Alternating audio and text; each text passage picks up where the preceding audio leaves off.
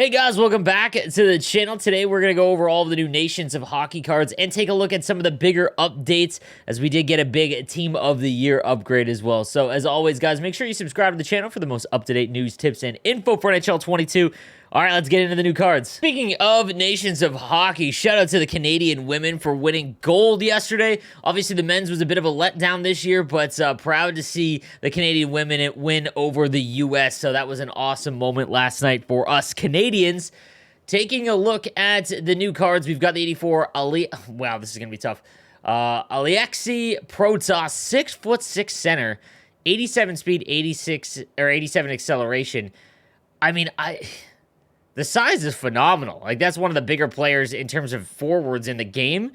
But 83 on the draw, 82 defensive awareness, like, that's a mess. Like, an 87 speed, like, it's close, but I would like to try him out, to be honest with you. Pierre-Olivier Joseph, the 6'2" left-handed defenseman with 87 speed, 87 acceleration, shot 81, shot accuracy with both activated, which is just going to be kind of tough. 90 defensive awareness with that synergies activated as well.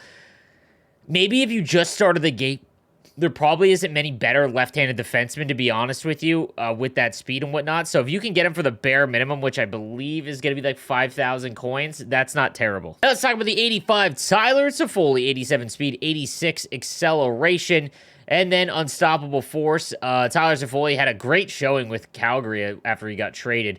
In terms of right-handed wingers, though, there's just far better, even with 85 overall. There's way better guys you can go out and get. Elvis Merzlikins up to 88 overall, 6'3" with contortionist. He's got 74 aggression, 89 speed. Not bad. I think that honestly, though, without goal post to post or light work, it's going to be pretty tough to use him. But let me know. I mean, 6'3" goaltenders, like, without those abilities, you're better off just using someone 6'5" and above, in my opinion. 88 Ivan Provorov, 88 speed, 91 acceleration. He's 6'1". Again, if you're just starting out the game, you've got a free-to-play team and you're struggling to find decent left-handed defensemen, this isn't bad at all. The thing is that 88 overalls are going for like 40 to 42,000 coins, which is pretty expensive, and you might want to find a forward that has more impact, but not bad if you can activate Workhorse or Spark for sure. Hampus Lindholm up to an 89 with Applesauce as well as Light the Lamp. He comes with Stick 'em Up as well as Tape to Tape, a 6'3" left-handed defenseman. Again, not bad at all, especially with these abilities.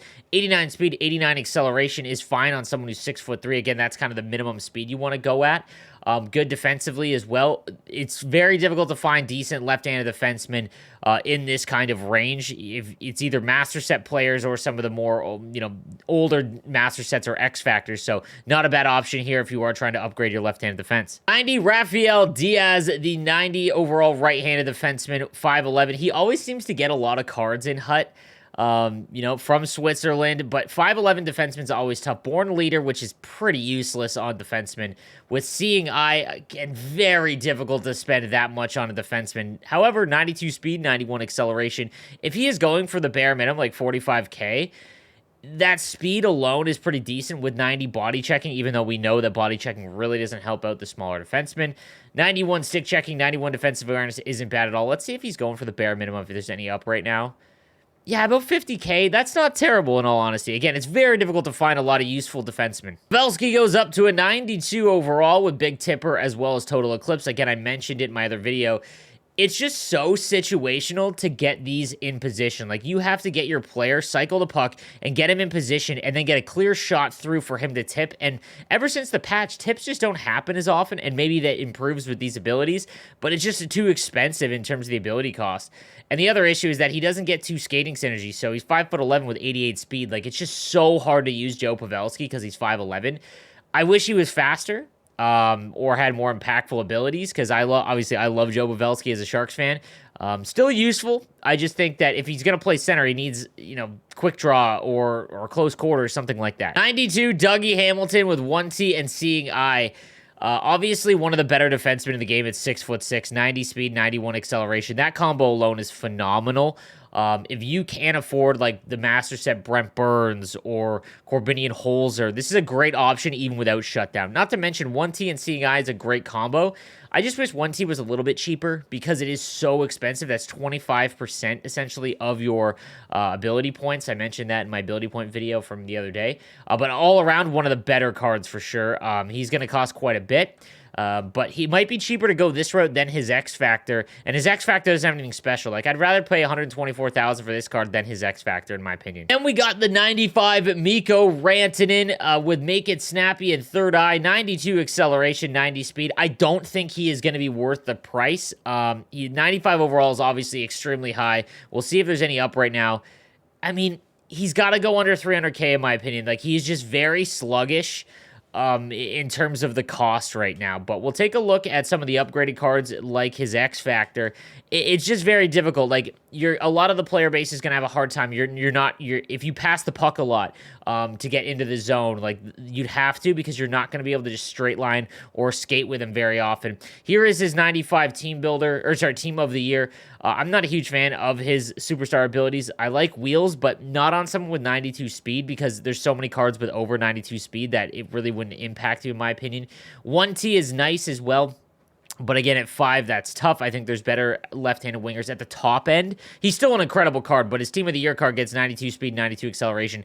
Doesn't go up, so when he gets a 96, he will go to 93, but pretty tough right now. Dougie Hamilton's X Factor, again, up to 92. Gets Magician and Heart and Soul, which obviously is not all that great. 93 speed, though. You could go with Distributor and get 91 acceleration, 92 speed, and he gets Send It, which, again, his zone ability and superstar ability is just not very good, but he's 6'6". Like, if you are a fan, or the cost, because it's not very high, he's already a 92. This is a usable card for the rest of the game. I still think he's one of the better X Factors to still spend your coins upgrading. I downgraded him for the sole fact that my right-handed defensemen are just stacked.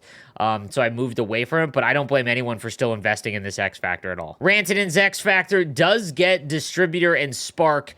It is just awfully tough to invest in someone, Magnetic, Third Eye, Make It Snappy, Puck on a String, and Tape the Tape. Like, these are awful combinations of superstar abilities when you consider the cost. It's not like they're all bad. I think Make It Magnetic is useless in HUT. Very good in EASHL, but not in HUT. It just doesn't have 2 speed synergies. Unless he gets a 99 in a team of the season, which he probably will. That's the only reason I would validate actually upgrading this card, but it's going to cost you more to do that than actually get to the point where you can trade him in. So pass on the Mikko Rantanen X Factor. And then obviously Joe Pavelski, he gets only 1 skating synergy and gets Magnetic. Like, there's no shot here at the cost here. It sucks because it's kind of a wasted X Factor in terms of just being able to use him. If you're a Dallas Stars fan, a Joe Pavelski fan, I totally understand. But if you're talking about, like, trying to give yourself the best chance to win, or if it's worth upgrading, just not it at all. All right, guys, let me know what you think in the comments section down below, and I will see you next time for the next release of Hockey Ultimate Team cards. Have a good one.